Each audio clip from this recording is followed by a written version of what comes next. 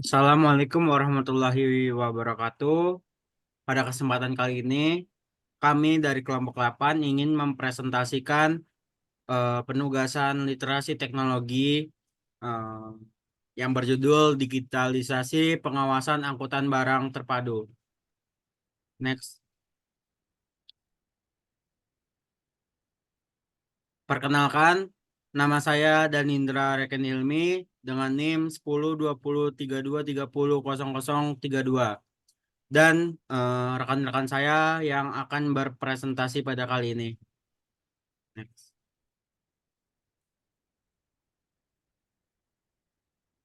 Selanjutnya Oke, akan dilanjutkan dengan rekan saya.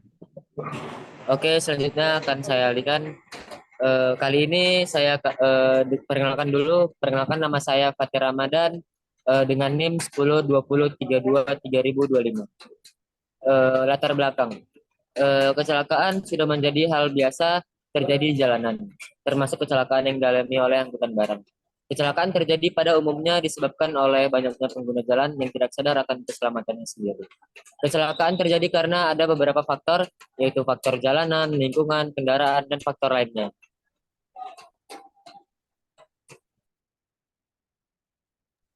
Baik, selanjutnya akan saya lanjutkan. Pertama, perkenalkan nama saya Pindo Vaniswara dengan NIM 102032300094.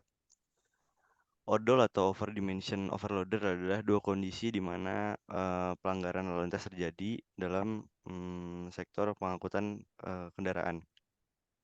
Jadi kondisi yang pertama, overdimension adalah kondisi di mana dimensi pengangkut kendaraan tidak sesuai dengan standar produksi dan ketentuan yang telah ditetapkan. Sedangkan kondisi yang kedua, overload adalah suatu kondisi di mana kendaraan mengangkut muatan yang melebihi batas beban yang ditetapkan. Pada penelitian ini, kami memfokuskan masalah kecelakaan yang diakibatkan oleh pelanggaran odol pada angkutan barang di Indonesia yang telah menjadi permasalahan yang cukup serius. Sekian, terima kasih.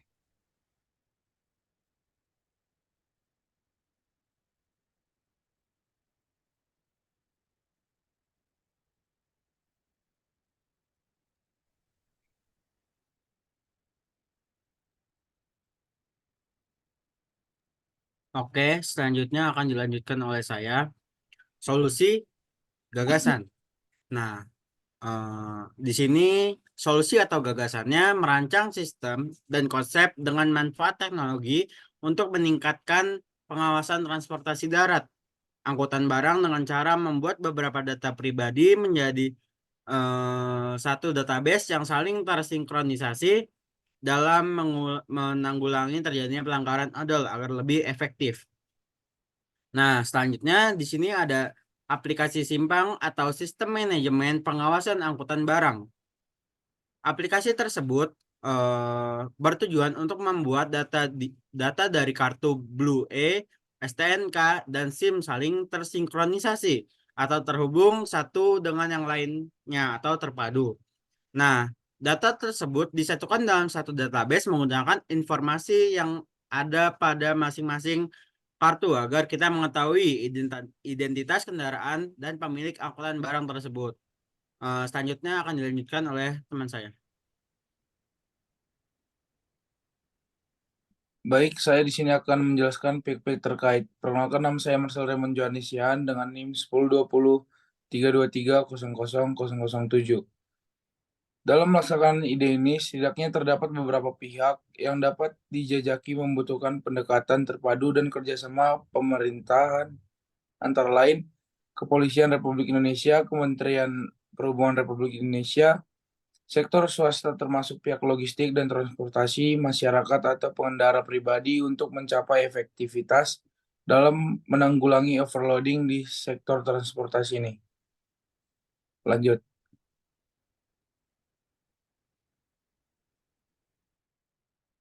Baiklah, perkenalkan nama saya Rizky Aditya Santoso dari TL 4702 dengan NIM 1020323080. Baiklah, saya akan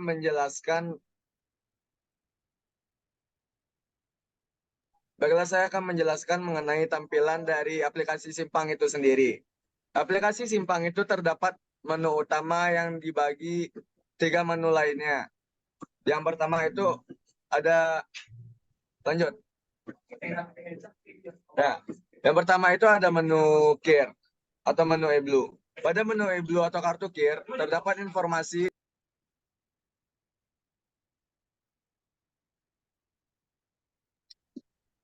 Mic-nya Kon ketutup, suaramu Kon. hilang.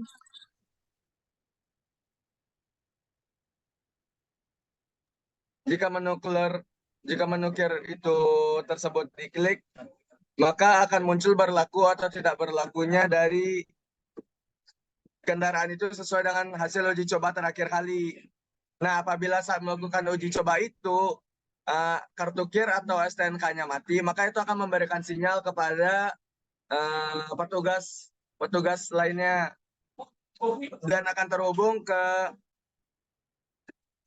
menu berikutnya. Soalnya sesuai yang saya bilang, di aplikasi Simpang ini kan ada 3 menu. Nah, itu saling tersinkronisasi dan terpadu, saling terhubung. Jadi jika salah satunya mati atau melakukan pelanggaran, maka tidak bisa mengurus yang lainnya. Lanjut. Nah, dalam proses pembayaran KIR itu, maka akan muncul tampilan seperti gambar di depan ini. Terdapat ada nomor kendaraan, nama pemilik, ada denda yang harus dibayar, terus biayanya, total pembayarannya, terus ada status SIM-nya.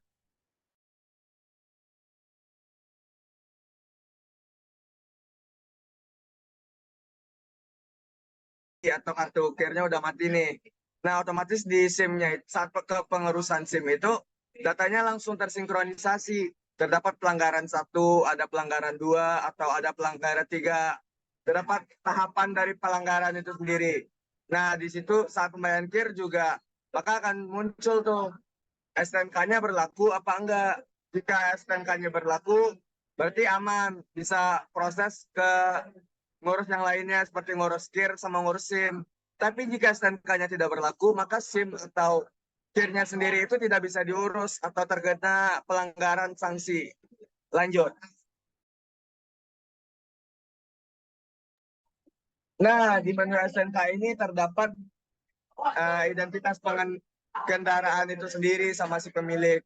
Jadi ada merek kendaraan, tipenya, terus jenis, model, tahun pembuatan, nomor rangka, nomor mesin. Jadi emang sedetail itu, Pak. Soalnya biar polisi itu tidak terkelabui lagi. Jadi udah jelas ada datanya gitu. Terus sesuai yang saya bilang tadi, itu ada status SIM-nya kan. Jadi situ terdapat nanti jumlah pelanggaran yang dilakukan. Lanjut.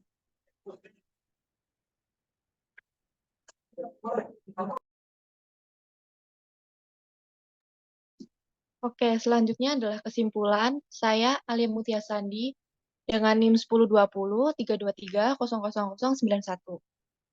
Jadi fenomena odol atau overdimension overload ini telah berulang kali menjadi penyebab kecelakaan di jalan raya yang telah merenggut banyak korban. Dampak negatif lain, jika pelanggaran odol ini tetap dibiarkan, maka juga akan menimbulkan kerugian secara ekonomi. Apakah itu pada aspek pemeliharaan jalan maupun infrastruktur dan sarana pendukung lalu lintas lainnya. Oleh sebab itu, perlu komitmen yang kuat dari instansi atau pihak terkait dalam pengawasan angkutan barang ini, baik dari Dinas Perhubungan maupun dari kepolisian. Salah satu upaya yang bisa dilakukan untuk meminimalisir pelanggaran odol adalah melakukan pengaturan dan pengawasan mulai dari izin kelayakan kendaraan atau KER melalui aplikasi Simpang. Dengan aplikasi ini, maka data kendaraan, pengemudi, dan izin-izin lainnya akan saling terintegrasi, termasuk pelanggaran-pelanggaran yang dilakukan, sehingga pihak-pihak memberi izin dapat melakukan analisa tindakan dan merekomendasikan bagi kendaraan yang mengajukan izin KER.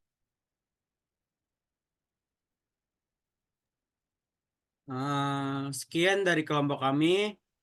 Mohon maaf jika ada kesalahan kata-kata atau kalimat. Mohon dimaklukkan.